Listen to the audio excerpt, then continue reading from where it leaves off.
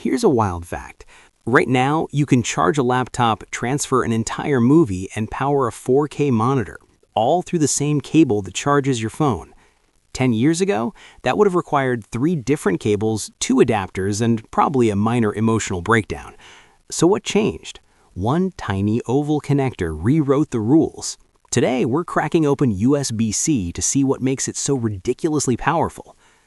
Let's rewind to the nightmare that was the 1990s and early 2000s. Picture this. You're looking at the back of your computer. It looks like the cockpit of a 747. You've got a parallel port for the printer, a PS2 port for your keyboard and mouse, a VGA port for the monitor, and so on. And none of them, absolutely none of them, worked with each other. Plug something in wrong, computer freezes, restart required. It was chaos. Then in the late 90s, USB arrived to save us, the universal serial bus. One cable, every device. We got USB Type-A, that rectangular plug you definitely know, the one that requires 3 attempts to plug in despite having only 2 possible orientations. But here's where it gets messy. As gadgets got smaller, that chunky Type-A rectangle didn't fit anymore. So the tech industry did what the tech industry does best, panicked and created more standards.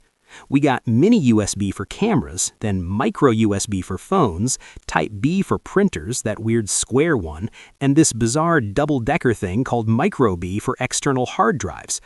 By 2013, the universal cable dream was dead. We were drowning in what one tech journalist beautifully called plastic spaghetti. Now you might be wondering, why didn't they just pick one and stick with it? Because here's the thing. Each device had different needs. Phones needed small ports. Hard drives needed fast data transfer. Laptops needed charging power. The old USB design simply couldn't do it all.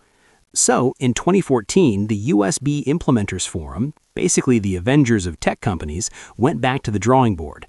Apple, Intel, Microsoft, HP, they all agreed on something truly rare, a permanent solution. That solution? USB-C. At first glance, USB-C looks like just another small plug, but pop open the hood and this thing is a beast. Old USB cables had 4 pins, power, ground, and 2 data lines. That's it. USB-C crams 24 pins into that tiny oval. 24. And here's the absolute genius part. It's symmetrical. The pins are perfectly mirrored on top and bottom. This is why there's no right side up. You can plug it in blindfolded, upside down, in the dark, while driving. Okay, maybe don't do that last one. The cable instantly detects which way it's facing and electronically reroutes the power, like little traffic cops directing electricity. But here's where it gets really interesting. Those extra pins unlocked something called alternate mode. Suddenly, your USB cable isn't just moving files. Those pins can transform the cable into an HDMI cord blasting 4K video to your monitor, a high-quality audio connection, or a Thunderbolt cable moving data at insane speeds.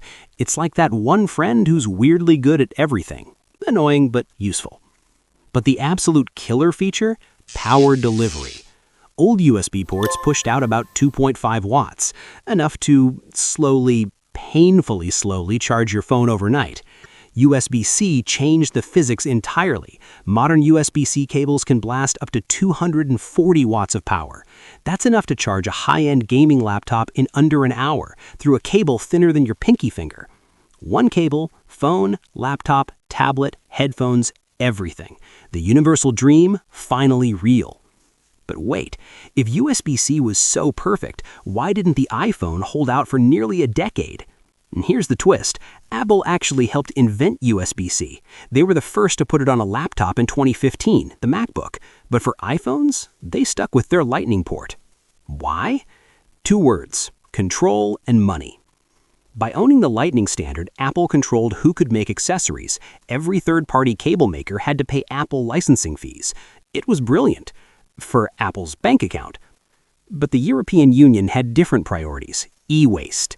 Every year, 11,000 tons of old chargers were being trashed in Europe alone, because every new phone meant a new cable meant more garbage. So, the European Union did something unprecedented. They passed a law. By the end of 2024, all portable electronics sold in Europe must use USB-C.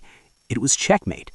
Apple couldn't abandon the European market, so with the iPhone 15 in 2023, the Lightning port finally died, and USB-C became truly, actually, finally, universal. So, is it perfect?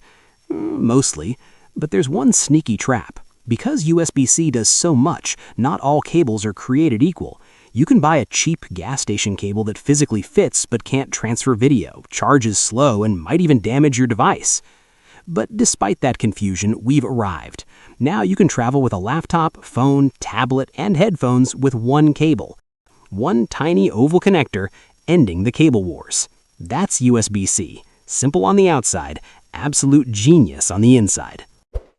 Please like and subscribe. It helps the channel reach more curious minds like yourself. All right, that's it for this video. I'll catch you in the next one.